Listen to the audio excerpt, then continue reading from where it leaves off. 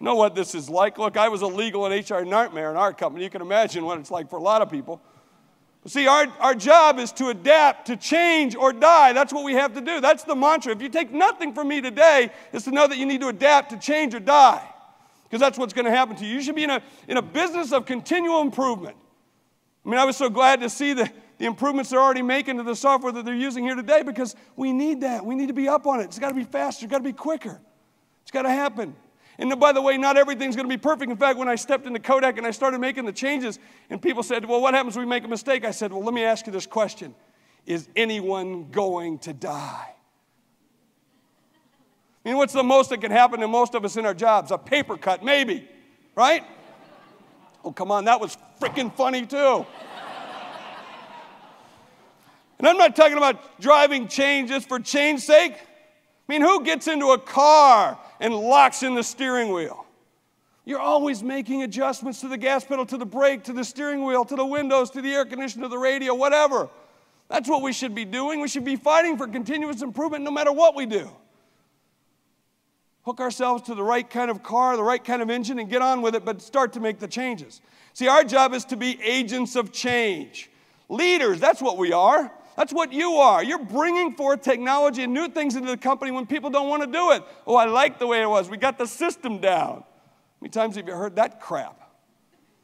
And that's what our job is. Our job is to be agents of change. And I found out that there's these two kinds of people. There's these clock changers and these lions. Let me talk to you about clock changers. When I first showed up at Kodak, I showed up like a week early before I passed the urine test or anything. I flew to Rochester. And I flew to Rochester, and I'm on the plane next to this like 25-year-old gal, and I'm trying to get her to ask me what I do because I want to tell her, you know.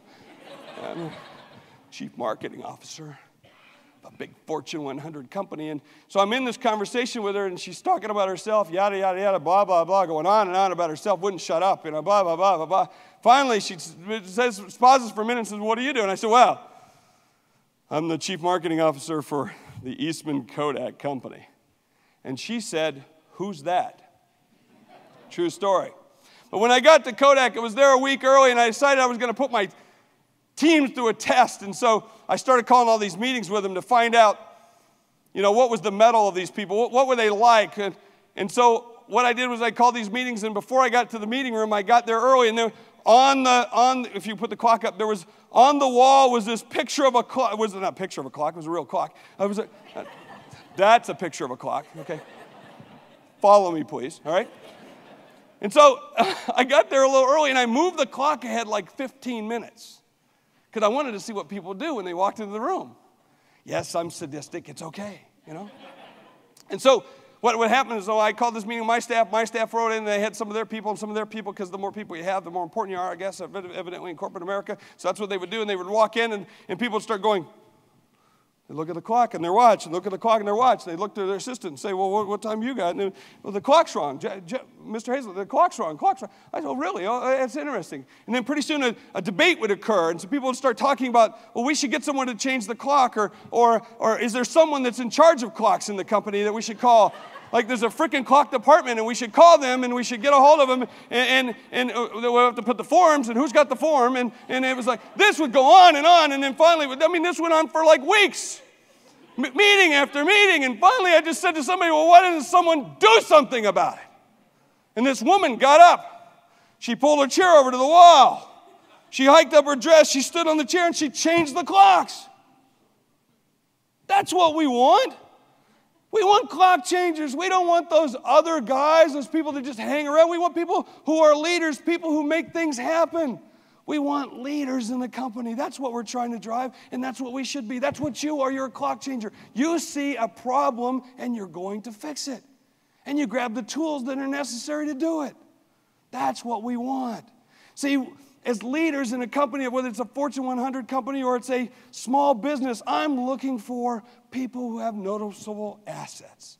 I'm looking for people who want to be seam operators, who want to be cheerleaders to reinforce the goals. I want people who want continuous change. And, I want people who bring me solutions, not problems. My entire day is filled with people, even today, with people who want to bring me the problems. Don't bring me the problems. Bring me the solutions. Bring me the solutions, and you're more valuable. And that's what leaders do. So you should be trying some new things, trying out new and different ways. It's not easy. In my book, I talk about the 5 things that drive corporations crazy, that make companies fail. And one of those is creating tension and taking risk.